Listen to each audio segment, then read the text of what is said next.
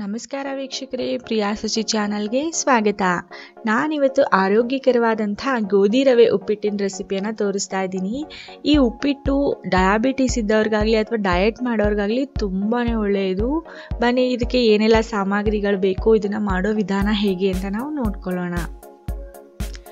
ಈ ಉಪ್ಪಿಟ್ಟನ್ನು ಮಾಡೋದಕ್ಕೆ ನಾನು ಒಂದು ಪ್ಯಾನ್ನ ತೊಗೊಂಡಿದ್ದೀನಿ. ಇದಕ್ಕೆ ನಾನು ಒಂದು ಅರ್ಧ ಚಮಚದಷ್ಟು ತುಪ್ಪ ಹಾಕೊಳ್ತಾ ಇದ್ದೀನಿ.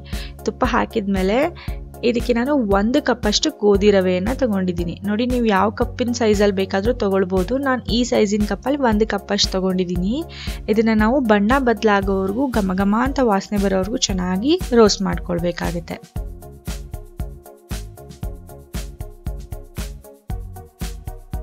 ಒಂದು 5 ರಿಂದ 6 ನಿಮಿಷಗಳ ಕಾಲ ಸಮಯ ಹಿಡಿಯುತ್ತೆ ಇದು ಪೂರ್ತಿಯಾಗಿ ರೋಸ್ಟ್ ಮಾಡೋದಕ್ಕೆ.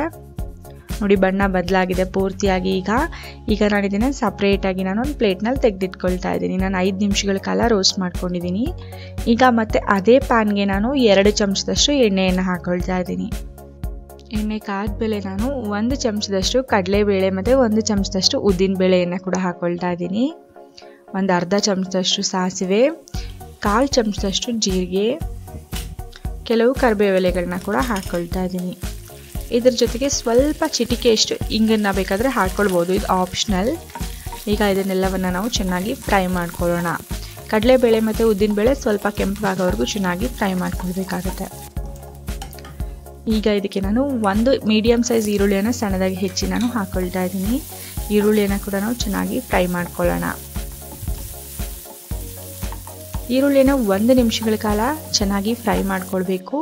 1 ನಿಮಿಷ ಆದಮೇಲೆ ನಾನು ಇದಕ್ಕೆ 1 ಟೊಮ್ಯಾಟೊನ ಕೂಡ ಸೇರಿಸ್ಕೊಳ್ತಾ ಇದ್ದೀನಿ. ಇದನ್ನು ಕೂಡ ಸಣ್ಣದಾಗಿ ಹೆಚ್ಚಿಟ್ಕೊಂಡಿದ್ದೀನಿ. ಒಂದು ಅರ್ಧ ಕಪ್ಪಷ್ಟು ಬಟಾಣಿಯನ್ನು ಹಾಕ್ಕೊಂಡಿದ್ದೀನಿ. 1 ಕ್ಯಾರೆಟ್ನ ಸಣ್ಣದಾಗಿ ಹೆಚ್ಚಿಟ್ಕೊಂಡಿದ್ದೀನಿ. ಒಂದು ಅರ್ಧ ಕಪ್ಪಷ್ಟು ಬೀನ್ಸ್ನ ಕೂಡ ಹಾಕ್ಕೊಳ್ತಾ ಇದ್ದೀನಿ. ನೀವು ನಿಮ್ಮ ಮನೇಲಿ ಯಾವ ತರಕಾರಿ ಇದೆ ಅದನ್ನು ನೀವು ಹಾಕ್ಕೊಳ್ಬೋದು.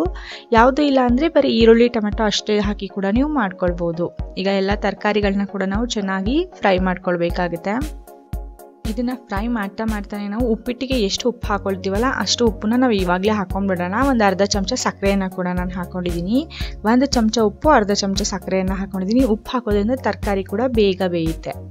ಈಗ ಒಂದು 2 ನಿಮಿಷಗಳ ಕಾಲ ಚೆನ್ನಾಗಿ ಫ್ರೈ ಮಾಡಬೇಕು. ಫ್ರೈ ಮಾಡ್ತಾ ಇರುವಾಗಲೇ ನಾನು ಹಸಿಮೆಣಸಿನ್ಕಾಯಿನ ಕೂಡ ಹಾಕ್ಕೊಳ್ತಾ ಇದ್ದೀನಿ. ನಿಮ್ಮ ರುಚಿಗೆ ತಕ್ಕ ಹಾಗೆ ನೀವು ಹಸಿಮೆಣಸಿನ್ಕಾಯಿನ ಹಾಕ್ಕೊಳ್ಳಿ. ನಾನು 2 ಹಸಿಮೆಣಸಿನ್ಕಾಯಿನ ಹಾಕ್ಕೊಂಡಿದ್ದೀನಿ.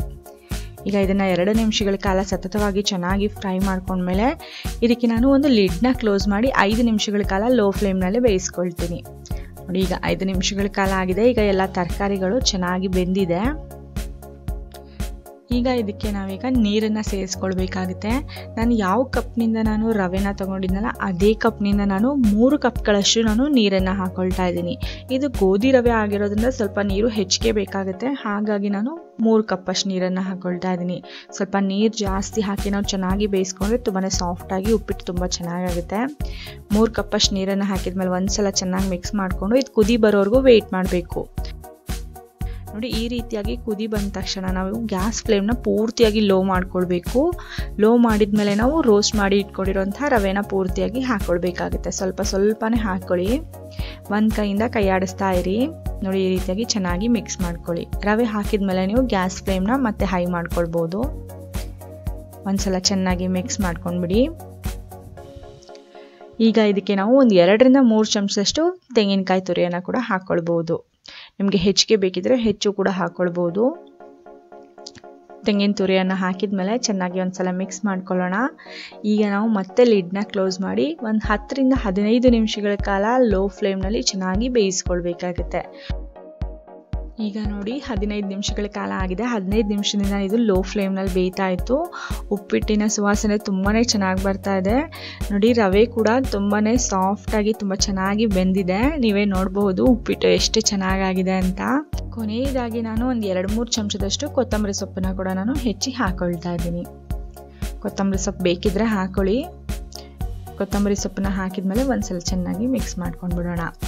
ಇದು ಆರೋಗ್ಯಕ್ಕೆ ತುಂಬಾ ಒಳ್ಳೆಯದು. ನೀವು ಸಣ್ಣ ಆಗಬೇಕು ಅಂತ ಏನಾದರೂ ಡಯಟ್ ಮಾಡ್ತಾ ಇದ್ದರೆ ಆವಾಗ ಕೂಡ ನೀವು ಎಣ್ಣೆಯನ್ನು ಕಡಿಮೆ ಬಳಸಿ ಉಪ್ಪಿಟ್ಟಿನ ತಗೊಳ್ಬೋದು. ತುಂಬಾ ಒಳ್ಳೆಯದು. ಡಯಾಬಿಟಿಸ್ ಇದ್ದವ್ರಿಗೂ ಕೂಡ ತುಂಬಾ ಒಳ್ಳೆಯದು. ನೀವು ಕೂಡ ಒಂದ್ಸಲ ಈ ಗೋಧಿ ರವೆ ಉಪ್ಪಿಟ್ಟಿನ ಟ್ರೈ ಮಾಡಿ. ಟ್ರೈ ಮಾಡಿದ್ಮೇಲೆ ನಿಮಗೆ ಇಷ್ಟ ಆಗಿದ್ರೆ ಪ್ರಿಯಾ ರುಚಿ ಚಾನಲ್ಗೆ ಲೈಕ್ ಮಾಡಿ. ಇನ್ನೂ ಹೆಚ್ಚಿನ ಹೊಸ ರೆಸಿಪಿಗಳಿಗಾಗಿ ಪ್ರಿಯಾ ರುಚಿ ಚಾನಲ್ನ ಸಬ್ಸ್ಕ್ರೈಬ್ ಮಾಡ್ಕೊಳ್ಳಿ. ಮುಂದಿನ ವಿಡಿಯೋದಲ್ಲಿ ಭೇಟಿಯಾಗೋಣ. ಇವತ್ತಿನ ವಿಡಿಯೋ ನೋಡಿದ್ದಕ್ಕಾಗಿ ಧನ್ಯವಾದಗಳು.